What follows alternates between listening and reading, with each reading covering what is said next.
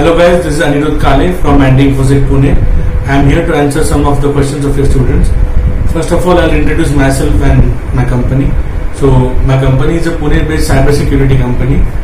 I am the CEO and founder of Andy Infosec.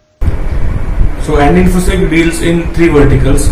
Three verticals, namely training, research, and services. Coming back to our today's agenda, one of your students named Anil Kurian has asked me three questions from Don Bosco College, Mampeta. So the three questions are: what are the three best courses in cybersecurity to do? Second question is: what is hacking and is it good or bad? And the third question is: what are the top free tools to develop Android applications? Okay, so again basics questions. I'll try to answer your second question first. That what is hacking and how is it good or bad? So hacking is nothing but a skill or art to break the application by finding a loophole into the application, by doing various kinds of reverse engineering, or maybe finding some loopholes or some maybe input into validations or verification errors into it and getting into the system. So it is nothing like doing some magic or something. It's purely based on art and your skills basically. So if you have a skill to break into the application by using various kinds of its input methodology or different things, then you can be good in hacking. Then the second part of this question was: it is good or bad? Okay, so if you are doing hacking ethically I mean when you take proper permissions from the company.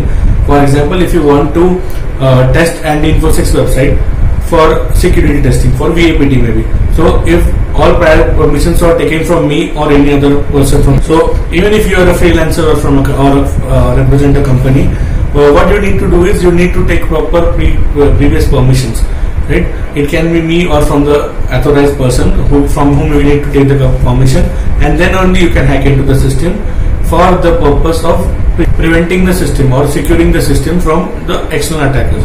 So whatever bugs or errors you will find, you will report it to me or my company, and then our company will fix it on your basis. This kind of hacking is ethical hacking or good hacking. And when you are not reporting the bugs to the company and you are trying to exploit it for your own benefit, then that kind of hacking is bad hacking. Coming towards your first question, what are three best courses in cybersecurity? So first of all, I'd like to know is there's nothing like best courses or something in this. It's all based on your skills and talent. So if you have the right skills to hack into the system, so you can be a good hacker. So whatever you need to do is you need to develop your skills. So what the three types of three courses is not what I'll answer. What how can be the three phases by which you can start hacking or you can get a career in hacking. So there are nothing like fresh courses. There can be three approaches. Okay, the first approach would be clearing your basics. So whatever basics in cybersecurity or networking or different variations here, you need to clear that first. That can be a first course or a first variation. Second thing, you need to select a domain. Like there are different verticals or domains in cybersecurity, from web application security to API or mobile.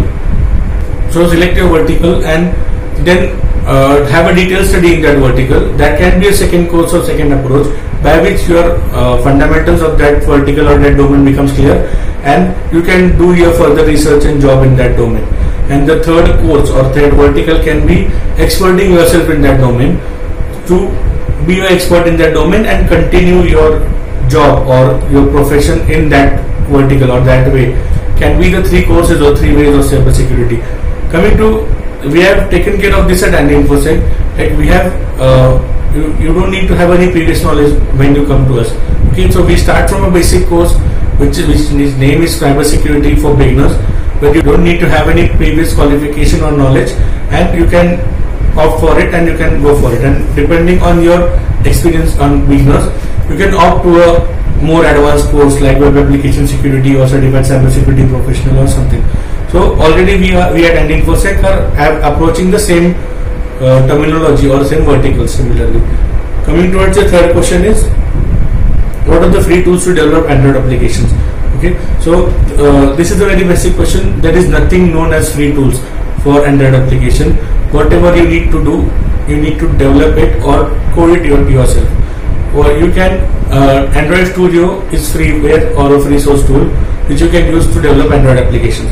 So as it is free, and if you know from basics of Java, then you can do Android program. Like is a free tool. There are no free tools, but as you know, most of the things are available on internet these days. For example, if you'll find a program, like it may be a cam scanner, so you'll find a login window or maybe some pre-programmed function which you can use it as it is in this Android programming, and you can compile it with your different codes and then come with your own set of tool and then compile it.